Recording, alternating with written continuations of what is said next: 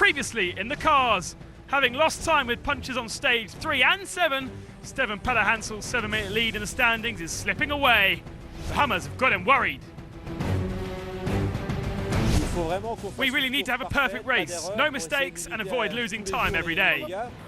When Nasser Al-Attiyah is running, he's super fast. The pressure starts for the other team now. But Robbie Gordon has a better footing in the standings, tantalisingly close to the minis. But that guy's tough. He's a big fish, and we're hooked onto him right now. And every once in a while we get a couple reels on him, but then he starts getting away again, and we get a couple reels again.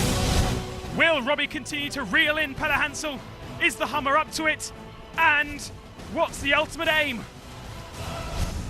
No, it's to kick their ass.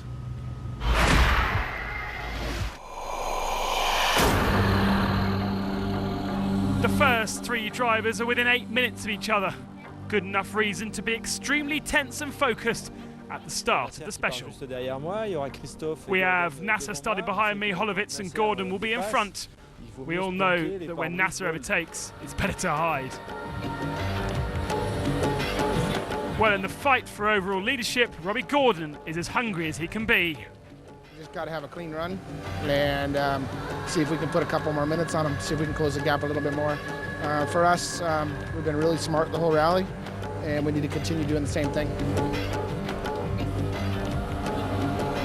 In his extremely powerful Hunter, Nasser Al-Attiyah still thought that retaining his title was possible. On wide open spaces, no one could keep up with his pace. Looking good for Nasser, fastest in the opening 50 kilometres. But once again, the driver from Qatar was forced to stop. Again having to repair his engine belts, like on the previous special. Same problem as yesterday? Yeah, 2 times, 3 times today. It's the belt? Yeah.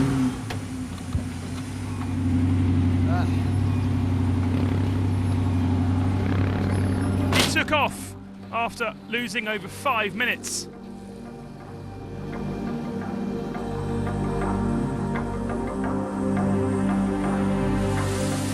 But it wasn't long before he stopped a second time.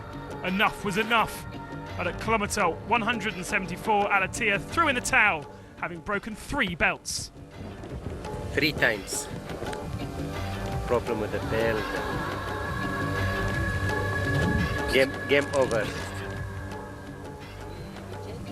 Next year to come here and to win. Yes. Yes. Still with the Hummer? No. No.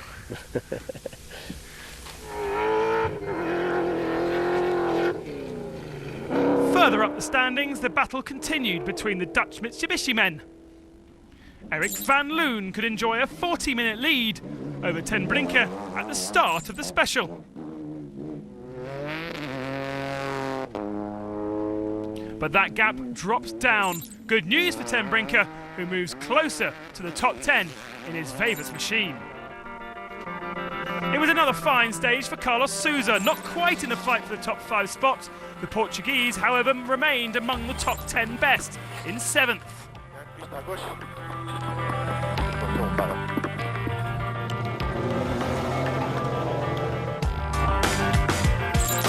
Once again, Giniel de Villiers showed perfect reliability, but wasn't fast enough.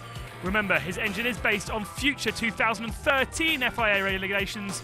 The South African lost more time today, but remained solidly in 5th spot overall.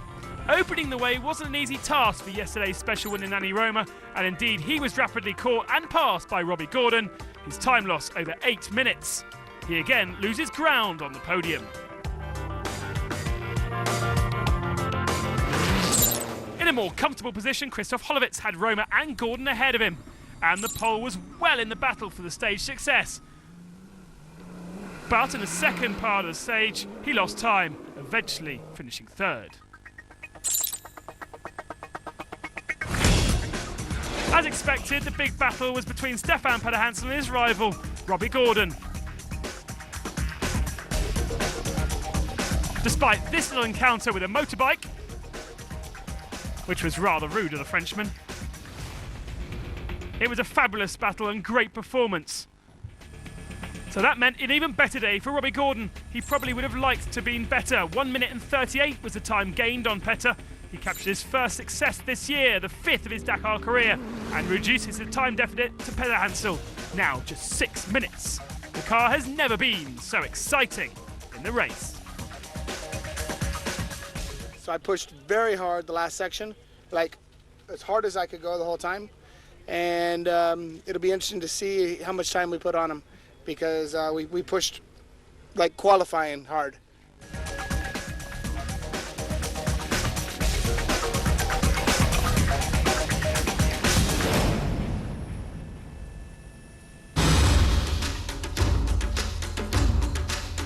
Coming next in the trucks, can Alice Lopez repeat his performance yesterday by beating Gerard de Roy?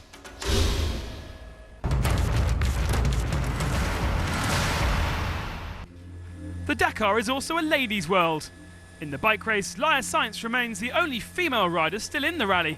Winner of her class last year and 45th overall in Buenos Aires, she currently lies 50th this year. Also the only woman in the quad category, little Camilla Liparati is 10th spot, like last year at the finish.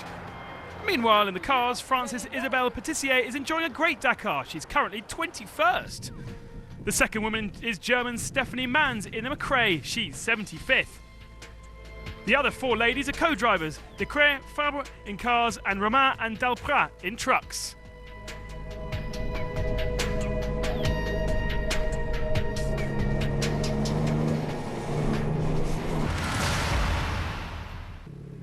In the car solo class, it's looking good for William Alcaraz in his Polaris buggy.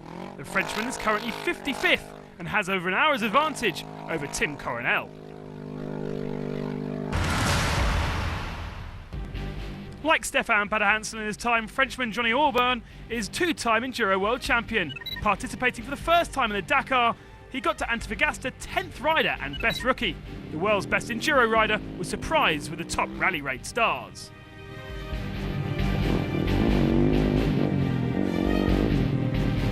It's speed, the speed they ride and the way they take decisions without any mistakes to open, whereas we're behind them and even with traces we're not able to catch them. It's incredible and makes a big difference.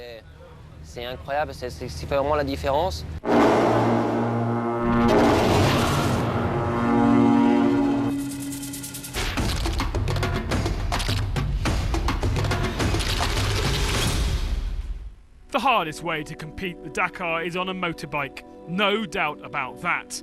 But how do you ride a rally raid bike? Here's Cyril Desprez with your answer. Every rider has his own particularity. I spent a lot of hours standing up on the bike. That's my style of riding. It's a little bit exhausting for the legs, but at least I can see far ahead.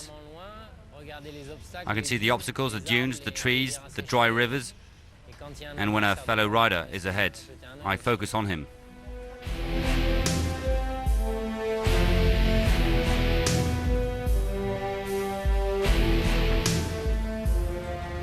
Here in Chile, there's a lot of sand. Most of the time, you want to stand up. And standing up, you don't want to be too much in front of the bike. The weight of the rider on the front wheel makes the bike wobbly. So I put myself slightly on the rear.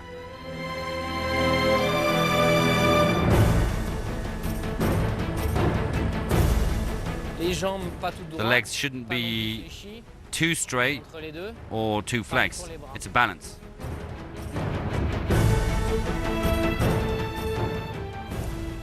The faster we arrive on an obstacle, the more we must be solid and make one with the bike, not to be shaken like a puppet on each side.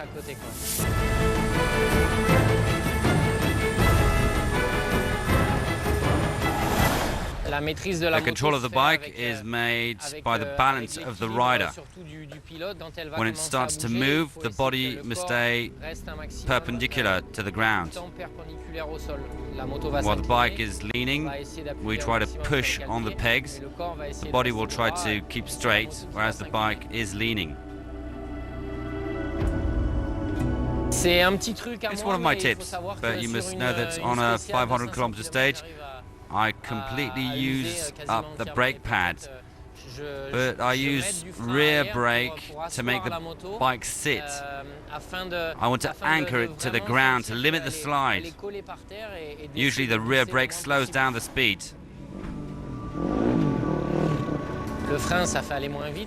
In my case, I try to get the maximum traction. It helps me a lot.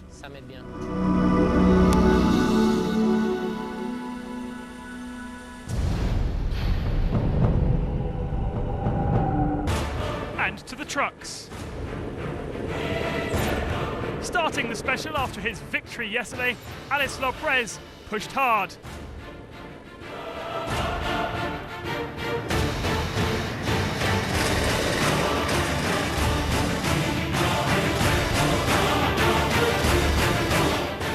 Sadly, however, he wasn't able to answer Gerard de Roy's advantage. Behind him at the midpoint of the stage, there's just 1 minute and 33 seconds separating the two drivers.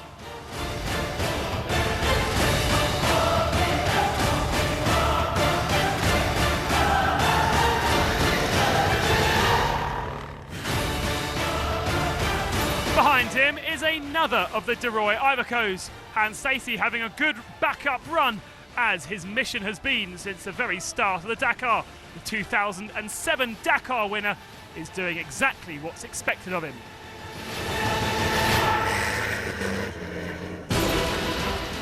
In fourth position at present, Mickey Biazon started third of the stage and not quite as fast as Hans Stacey. 3 minutes separating those two trucks as they went through CP4. Still though, 100 kilometres left of this stage.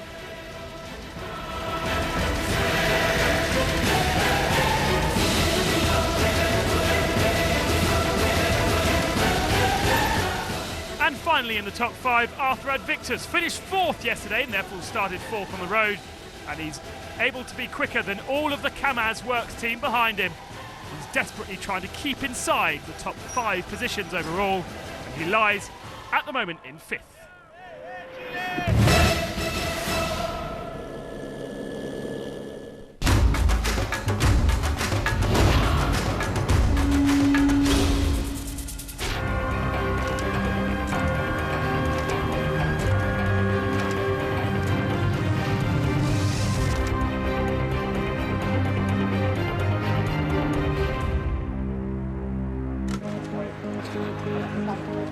of January 2000, Niger.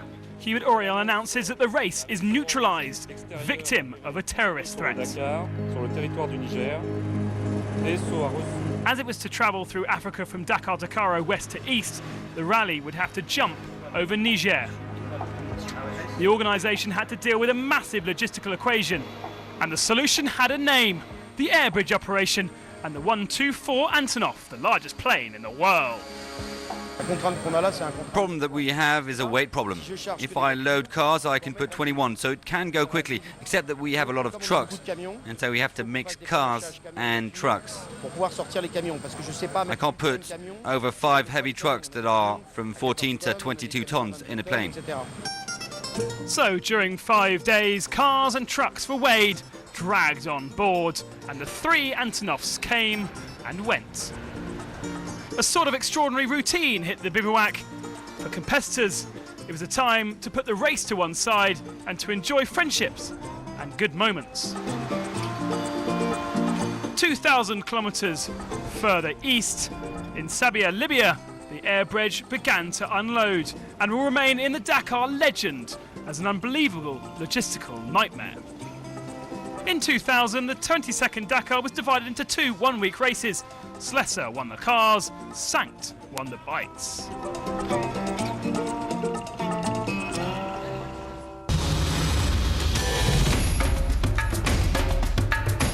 narrow stage marks the last play in Chile as competitors frolic in the Salar Grande.